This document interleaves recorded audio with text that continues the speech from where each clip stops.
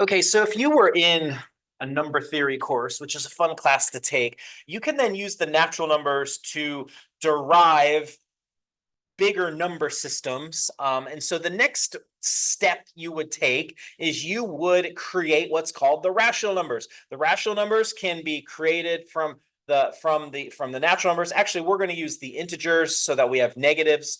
That's the integers are created from the natural numbers by having the negatives. So let me mention that just in case you're not aware. We talked about natural numbers already. Natural numbers are the numbers that start with 1 and go 2, 3, 4, yada yada yada, like that. So now you can see as the washout goes away. And so then we have something called the integers. Okay, so the integers. Somebody at some point in your math past has told you this, but I understand these details go away real easily. And the integers are the numbers that goes 0, 1, 2, 3, 4 in the positive direction, but then they also go -1, -2, -3, etc. in the negative direction. It's kind of the next part of the process of developing our numbers. Now, from those integers, we are going to develop what's called the set of rational numbers, which are the numbers probably we hate most in the world. The set of rational numbers is given by this format. Now, it was a long, long time ago. It was the very beginning, first day of class when we first met each other. What I've done is I've used what's called set builder notation, which we talked about like 14 weeks ago. And set builder notation, you don't have to do this for me. I'm just reminding you, set builder notation is over here, you talk about the design of the elements of the set. The design of the elements of the set is we're going to have a number in the top, a division bar, and a number in the bottom. Then I have this bar in my set builder notation, which when we read it, we read it as such that. And then over here, we have the ingredients that we use. So what we're doing is we're saying, okay, we're stacking numbers. We're making what's called a fraction or a rational number. And the things that I'm using is that A and B are integers. So I can grab any two integers and I can stack them and I can make a rational number. And there's one caveat that B, the bottom, can't be 0. So I spoiled the surprise. For a given rational number, A, the number in the top, is called the numerator. And B, the number in the bottom, is called the denominator.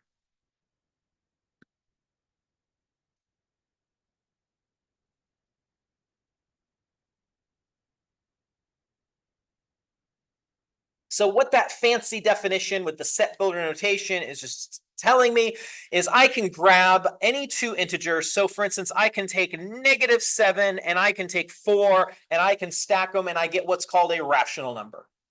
I can take 25 and I can put it over 16 and I have what's called a rational number. And you can do that for any two numbers you can think of. The only limitation is I cannot put a 0 in the bottom of this. Now you might be saying, well, Perkster, why is that? Why can't I have a 0 in the bottom? That's great. I'm glad you asked that question. I hadn't thought about it when I made my worksheet, but let me come over to the side. Here's the reason. This is a mistake students often make, so it's really worth mentioning. What's the difference between 0 over 5 and 5 over 0? One of those is legal mathematically, one of those is not. So thinking about this realistically, if you have $0 and you divide it among your 5 friends, how much are you going to give each of your friends? 0, right? You're real generous. Now, here's how this works out by doing division. If I have 0 and I want to divide it into 5 parts, I'm just doing some long division here. What number up here times 5 gives me 0? And you already told me the answer. 0. 0 times 5 is 0. It works out. So that has a value. That makes sense.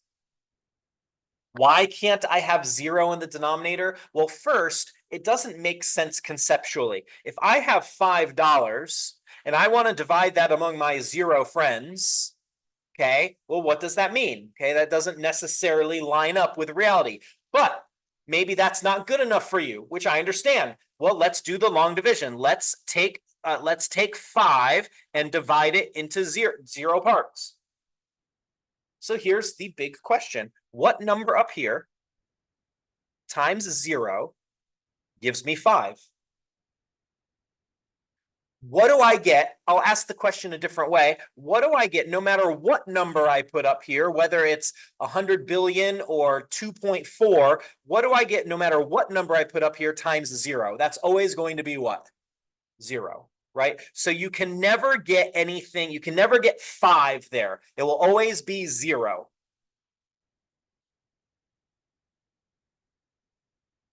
And that's why when you cannot have a 0 in the denominator. That's why we say that dividing by 0 or a fraction with a 0 in the denominator is, and I'm not left myself a good amount of space, it's undefined.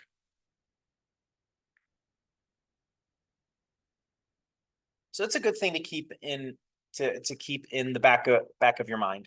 You can have 0 in the numerator. Okay, that's just a number. You cannot have 0 in the denominator. Okay, that is undefined. So we're just going to do a couple things with fractions. I'm assuming most of this is review, but I do also know that we don't like fractions and we tend to avoid them as much as possible. Okay, so we're just gonna go through. And if you need any supplemental information, same thing I just said with adding and subtracting negative numbers. If you need some supplemental information, just email me. I have it. I can get it to you so that when you go to your next math class, you can feel confident when you encounter these numbers, because you will. Okay, when you probably, if you're, like I said before, probably your other math class you'll take is statistics. You're going to encounter fractions. You're going to encounter negative numbers. It's just kind of par for the course there. So example 1, what we're going to do first is we're going to take a rational number and we're going to express it in what's called the lowest terms. Another way to think about this is we are going to reduce a fraction. So my example here is 130 over 455. So 130 over 4, I'm going to write this larger. Here's what I'm going to do. I'm going to remind you of what actually is happening here. I know we have a shortcut to this process. So again, if you remember that, if this triggers your memory of doing that, then that is great. But what you're actually doing when you reduce a fraction or write it in lowest terms is this. You're using your rules for divisibility that we talked about last time. Thinking about your rules for divisibility, just by examining this, what number do we know goes into both the top and the bottom here? 5. They both these numbers end in a 0 or 5. So I'm going to use my calculator, okay, which is right here.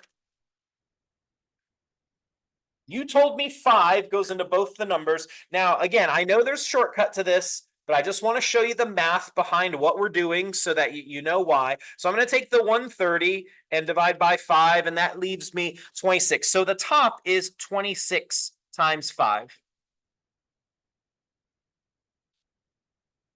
And then the same thing with the bottom, the 455 divided by 5 turns out to be 91. So that is 91 times 5.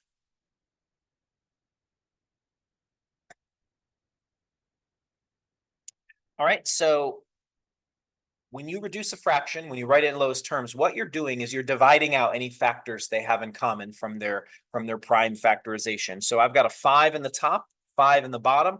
5 divided by 5 is 1. So what we do, the slang we have for this is we say we cancel the 5. Okay, so canceling is not really a mathematical thing, but that's just what we say because that's what it looks like we're doing.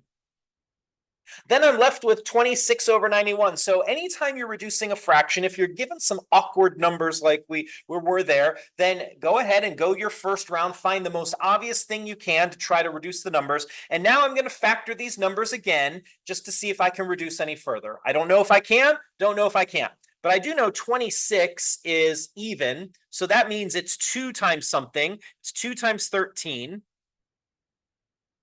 And so what I'm going to do with the 91 is I'm going to see, does either 2 or 13 go into 91? That would allow me to reduce it further. If neither 2 nor 13 go into 91, this is done. 26 over 91 is the answer. So clearly 2 does not go into 91. How do I know that? It's not even. I don't need to worry about that. So I'm just going to use my calculator. I'm going to try out the 13. So 91 divided by 13 turns out to be 7. So it does go. So it's 7 times 13. Sometimes part of the process is just taking the extra step to get the numbers to a more manageable state and then finishing it off. That's what I did here. I have no prior knowledge. I'm going to cancel the 13s. Again, canceling just means 13 divided by 13 is 1. And what I'm left with, the lowest terms or the reduced fraction, is 2/7. So once you've written that down, if you have any questions, I would love it. If not, exercise 1, I've given you the same sort of thing. I've given you a couple smaller numbers. Reduce 72/90.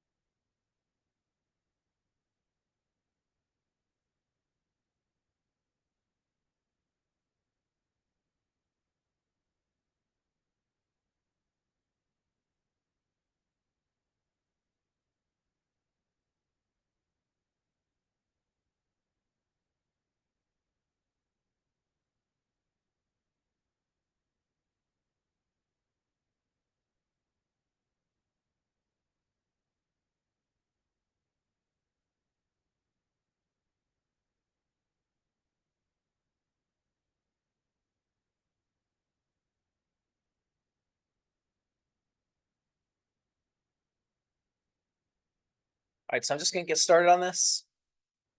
Remember, we talked about prime factorization, so we know that there's more than one way to approach and to do this. So hopefully you're comfortable with that. If you're really good with your multiplication tables, you might have said, oh, 72 is 9 times 8 and 90 is 9 times 10, and I can start there. That would have been great. But I'm going to pretend I didn't see that, and I'm going to use my rules for divisibility. And I see that this number ends in 2, this number ends in a 0. So that means they're both even. So 2 goes into both of them. So in the top, 72 is 36 times 2, and 90 is 45 times 2.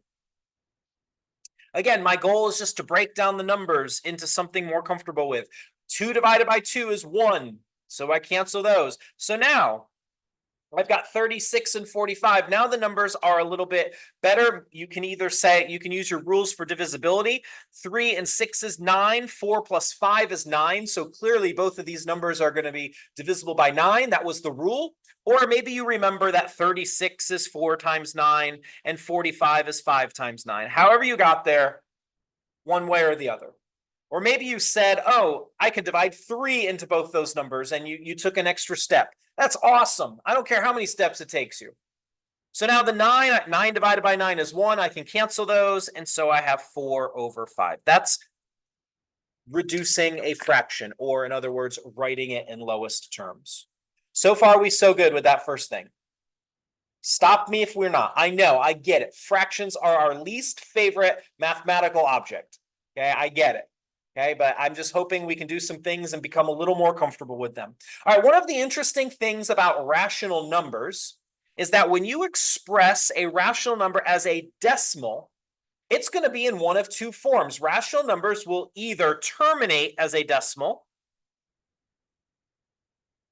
Terminate is just a fancy word for they will end, they'll stop, or the decimal will repeat. You'll have the same pattern of numbers over and over. All right, well, example 2. I'm just going to do this. I understand we have calculators. You are more than welcome to use your calculator. I understand it's a tool and it's useful. I'm just going to be old school here just to show you with the division. So I have 5/8. I'm asking you to convert this to convert the following rational number to a decimal. So what I'm going to do is I'm going to take the 8 and I'm going to divide it into 5.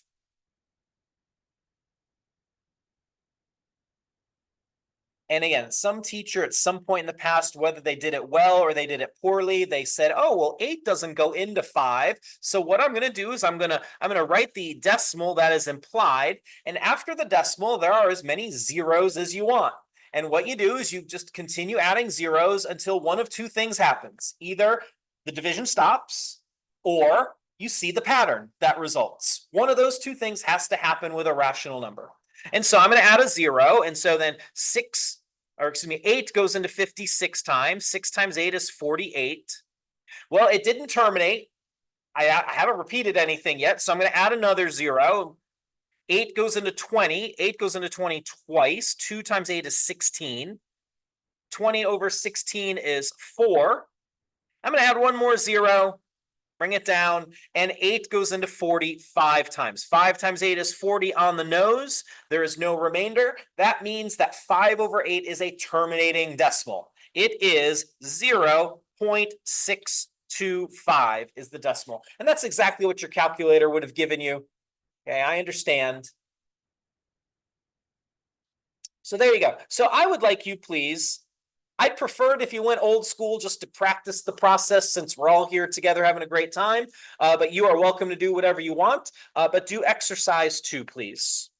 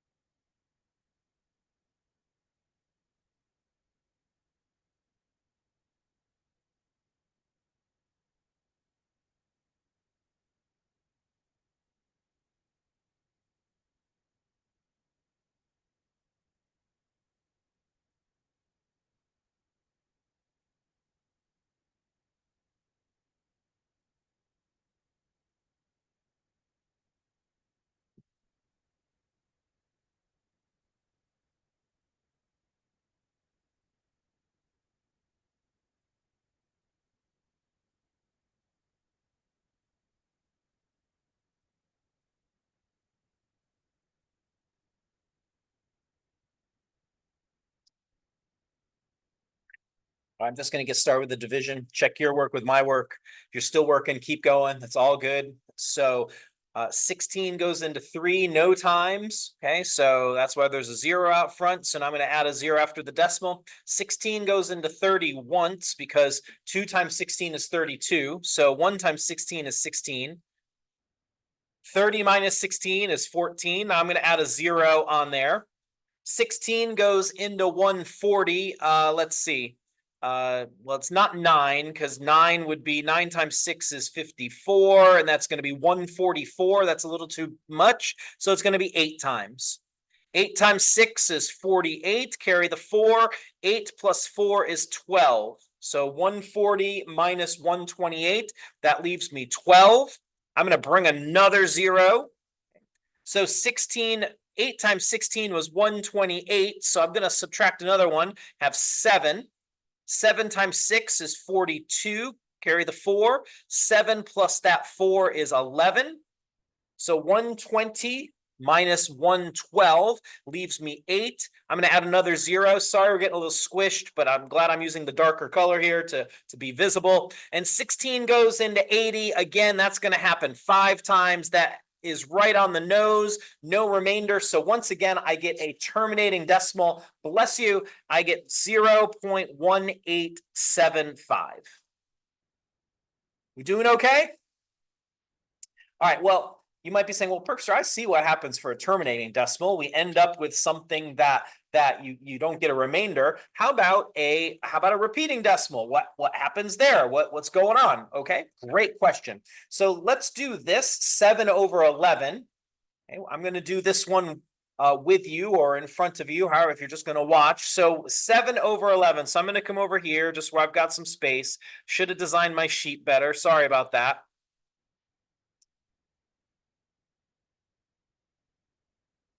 So again, 11 does not go into 7. It's too big. So I'm going to put a 0 right there. So I put a 0 after the decimal. 11 goes into 70 6 times. 6 times 11 is 66. I end up with a remainder of 4. Okay, this is no different than what we just did. So I'm going to add another 0. 11 goes into 40 3 times. 3 times 11 is 33. Now notice, here's where you start to get suspicious. I'm just adding zeros on the end. That's never going to change. When I add another 0, oh, I'm sorry, 40 minus 33 is 7. 7 is what I started with. Okay, so I'm starting to get a little suspicious. I'm going to bring that 0 down. 11 goes into 70 6 times, and that leaves me a remainder 4. Have we seen that already? Yeah, so now we're in the, and you can keep dividing in a little more to prove to yourself. But what would you guess if I did put another 0 here? What's going to be the remainder now, the next time? Well, yeah, those of you said we're going to put a 3 up here. You're right. And 3 times 11 is 33. What's the remainder going to be? 7. Yes. Okay. So we're going to end up with the same thing. So when I keep dividing, what's repeating on this? Yeah, it's going to keep going 6, 3, 6, 3. And then the next one, if I had enough space, kind of shortchanged myself here, but if I had enough space, there would be another 6 and another 3, another 6, another 3. So the way we write this, here's the math notation now, okay, because I'm not going to sit there and write 6 3s forever. That would take a lot of time. So what we do in the math notation is we write a bar over what is repeating. So you told me the 6 and the 3 are going to keep repeating. So I'm going to put a bar over both of them. Now, let me just make sure we're clear. Okay, if I wrote this down, this is wrong. You don't have to write this down. I just want to make sure that I'm making the point. If I said this 0.63, but then I put the bar over the 3, what am I communicating is the repeating value? 3. This is 0.633333333, which is an actual number, okay? It's a different fraction, so that would be wrong. So be careful with your bar. Make sure you're putting it over what you're intending to communicate is repeating. So this right here would be wrong. It doesn't mean the same thing. All right, you give a try to the next one. 5 over 6. Write that as a decimal, please.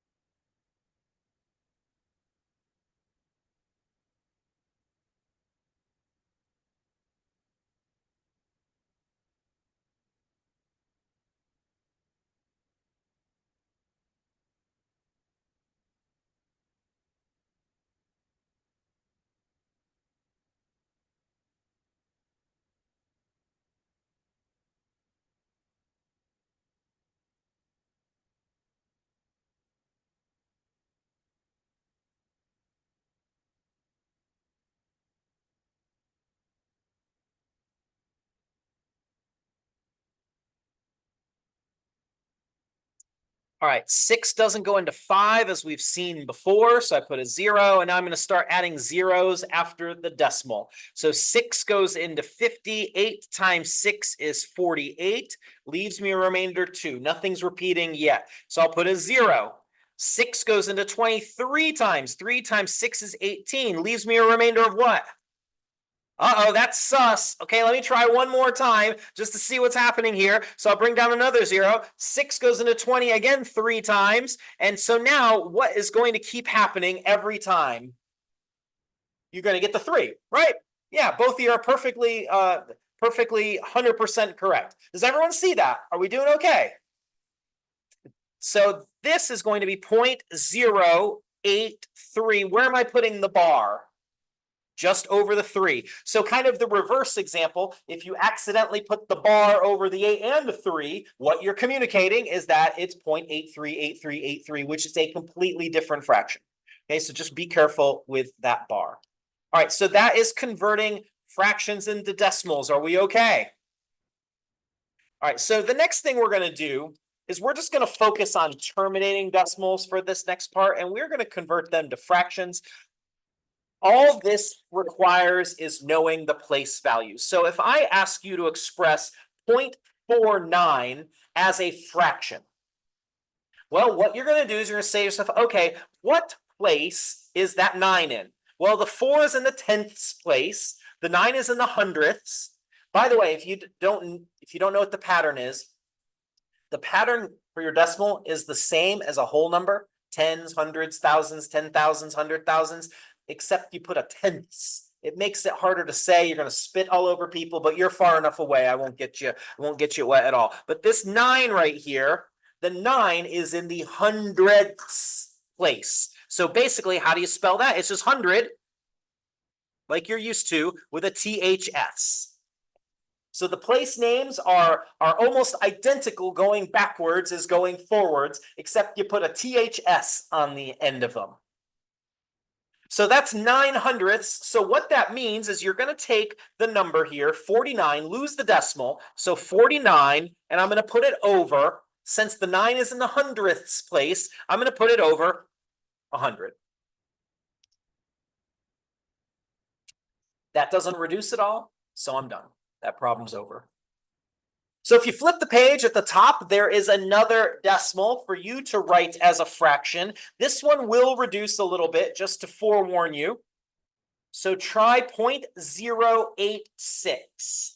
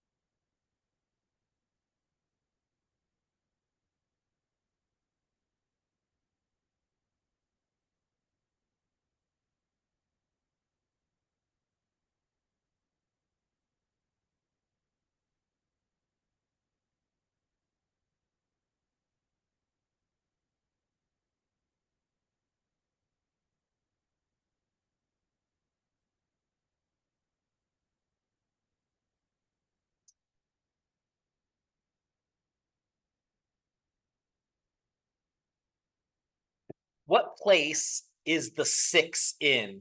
Anybody tell me that? Yes, the 0 here is in the tenths. The 8 is in the hundredths. The 6 is in the thousandths place. So again, that's spelled just like thousand, THOUSAND, but then THS because it's behind the decimal. If there was another decimal place, it would be the 10,000ths, then the 100,000ths, and then millionths. Just like big numbers, okay? All the place values are the same. So since that's the thousandths place, I've got my value, which is 886 over 1,000. So if you got that, you got partial credit. You did a fantastic job. And now I see that both those numbers are even, so 2 goes into both of those. So now I'm going to do the shortcut. I already showed you reducing and what the work is. The shortcut is I'm going to take 86 divided by 2 and 1,000 divided by 2. This is probably what some teacher somewhere in the past showed you to do. And the reason you can do this is because of what I showed you on the previous page. 86 divided by 2 is 43. And then 1,000 divided by 2 is 500. 43 is prime, but it's not even. It's not divisible by 5. There's nothing else that goes into both the numerator and denominator of that fraction. All right, we each got one more problem to do. We're almost to the finish line of our time together today. Exercise 5, we're just going to apply the order of operations. I'm going to remind you of how to do operations with fractions. Okay, a couple of the basic ones. So exercise 5, I'm going to use the order of operations to resolve this. Okay, so I've got 1/2 plus 1/3 in parentheses, and then divided by 1/5. So first, the adding, which is also subtracting. I got to do my parentheses first. So I'm just gonna come over here. I got some scratch work. 1/2 plus 1/3. Okay. Can anyone remind me what you have to have in order to add or subtract fractions? Yeah, the fractions have to be divided into equal parts. They have to have a common denominator. Okay. The common denominator is just the least common multiple that we talked about last time. But most of the problems you do are not going to have very complicated numbers. So what is the smallest multiple? What is the smallest number both 2 and 3 divide evenly into? Yeah, 6. Okay. So if you need to go through the process that we talked about last time, do it. If not, you could just kind of these two problems that we're going to do, the numbers are probably small enough that you can think it through. So the common denominator is going to be 6. So I write that down for each fraction.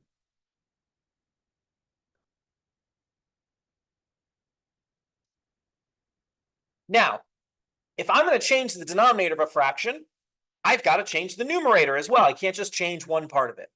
So you might say, well, how do I know what the new numerator is going to be? Great question. Well, here's my question to you. If I start off with 1/2, I got a 2 in the denominator. 2 times what will give me 6? 3. So what we did is we multiplied the denominator by 3. So that means what I also have to do is I have to multiply the numerator by 3. So 1 times 3 is 3 out of 6. What that's saying is if you have 1 part out of 2, that's the same thing as having 3 parts out of 6. So here's what I'd like you to do. Take a quick moment. I'm going to give you 15 seconds. I want you to adjust 1/3 and write down how many sixths is 1/3.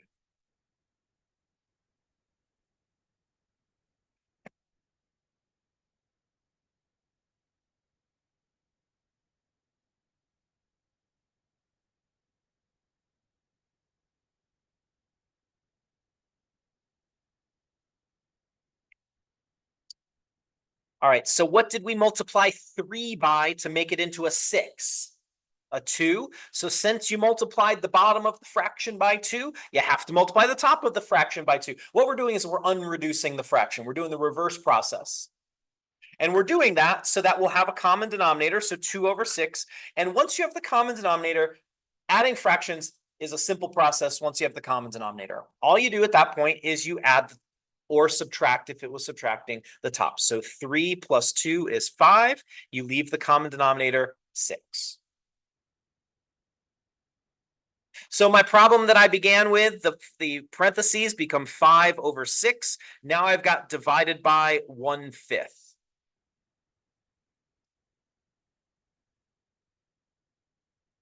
Does anyone remember? Again, I'm just trying to access some prior learning that you've had at some point. Does anyone remember how to divide fractions? What do you do?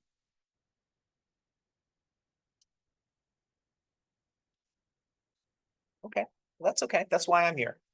When you divide a fraction, you multiply by the reciprocal of the second. And yes, I heard somebody mumble, keep change flip. You keep the first fraction, you change the sign from division to multiplication, and then you flip the second fraction. So this is going to be 5 over 6. Division becomes multiplication. And then 1 over 5, when I flip it, becomes 5 over 1. And then multiplying is probably our favorite of all of the operations. To multiply, you just multiply tops, you multiply the bottoms. You just go straight across tops and then bottoms. So 5 times 5 is 25. 6 times 1 is 6. We're done with the problem. That's it.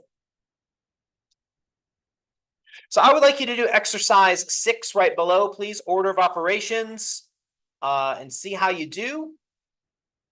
And we'll compare notes in just a minute.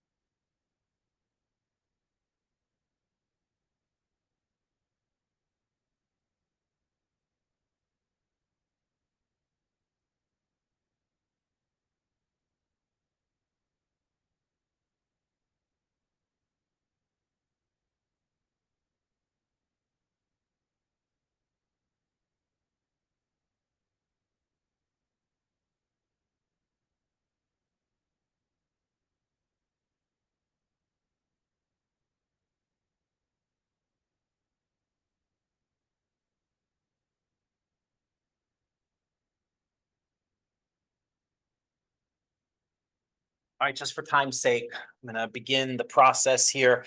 So order of operations, I've got multiplication and division, so I'm gonna do both of those things first.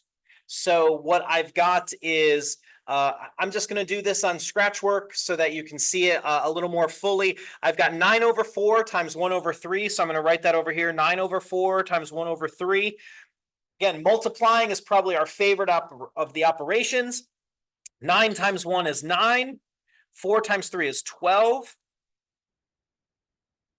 9 and 12 both have a common factor of 3, so I'm going to divide both by 3. And 9 divided by 3 is 3, and 12 divided by 3 is 4. So my first number over here becomes 3/4 once I've done the multiplication. And now I have 3/4 divided by 5/6. Well, to divide, you multiply by the reciprocal. Keep change, flip. So I've got 3/4 times 6/5. 3 times 6 is 18. 4 times 5 is 20. Both of those numbers are even, so I'm going to reduce them by a factor of 2. And so 18 divided by 2 is 9. 20 divided by 2 is 10. Nothing else in common. So 9/10. Again, if you have to go through the process of finding the least common multiple by doing the prime factorization, and then you take the most of every factor, the highest power of every factor to find the least common multiple, great. But 4 and 10, what's the smallest number that both 4 and 10 will divide into?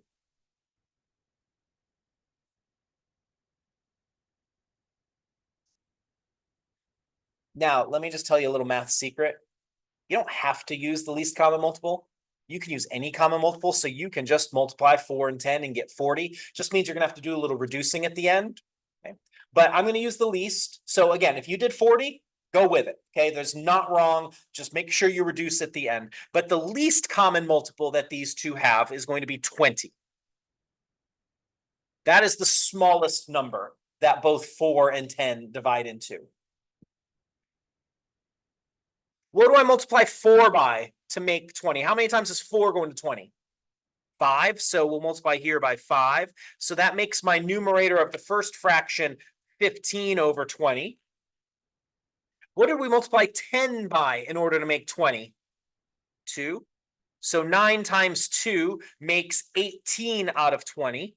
So I've unreduced both fractions so that I can add them. 15 plus 18 is 33/20, and that's it. There is no common factor because 33 is just 3 and 11, and neither of those numbers go into 20.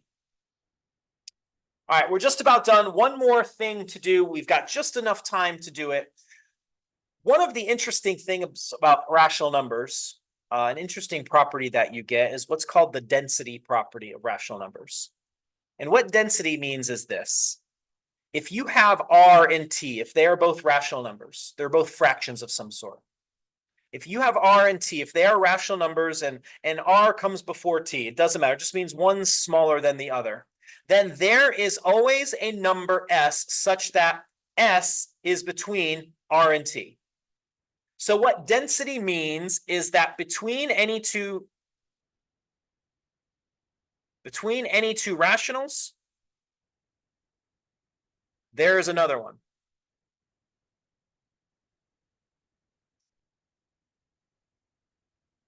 That's what it means that they're dense. You can always find another rational number between any two other rational numbers. And a nice relaxed way to demonstrate this is to find a number that is halfway. So what we're going to do, I'm going to do one, you're going to do one. We're just going to demonstrate the density property of rational numbers by finding a rational number between two. So I've got a half and I've got 4/5. I'm going to find a fraction that is halfway between them. So there's 2 steps. I'm going to list the steps. The first thing you're going to do is you're going to add the numbers together. And then the second thing you're going to do is you're going to divide by 2. That's going to give you another rational number halfway between the other two, which demonstrates the density property, because you can always do this. Actually, it turns out there's an infinite number of rational numbers between any two, but we don't need to go that far into the math behind this. So when I add a half and 4/5, so let's do that. 1/2 plus 4/5, just for time's sake, because I want you to have a minute or two to chew on the next problem. The common denominator here is going to be 10. That's the smallest number both 2 and 5 divide into. I multiply 2 by 5 to get 10, so I'll multiply the top. 1 by 5 is 5/10. 5 times 2 is 10, so I multiply the top by 2, and 4 times 2 is 8/10. So 5/10 plus 8/10 is 13/10. So that's what I get when I add. Now step 2 is I got to divide by 2. So I have 13/10. Now you told me a minute ago that when I divide, I keep change flip, or I multiply by the reciprocal. So instead of dividing by 2, I'm going to multiply by what? What's the reciprocal of 2? 1/2. Yes, when I flip it over. So when I multiply that, 13 times 1 is 13. 10 times 2 is 20. And there's the number that is halfway between those other ones. Now, you might be saying, well, that sounds good, Perkster. Is it really? Well, you can use your calculator. 1 divided by 2 in your calculator is going to give you 0.5. 4 divided by 5 in your calculator is going to give you 0.8. And when you do 13 divided by 20 in your calculator, it gives you 0.65, which is between the other two. So just doing the decimals so we can visualize it a little better. All right, last problem for the day, exercise 7. Find the rational number halfway between 2/3 and 7/8. I'm going to give you a 2-minute head start, and then I will work the problem and we can compare notes.